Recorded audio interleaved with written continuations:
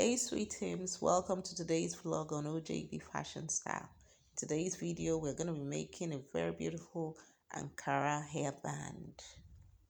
So sit back, relax, and let's get straight to work.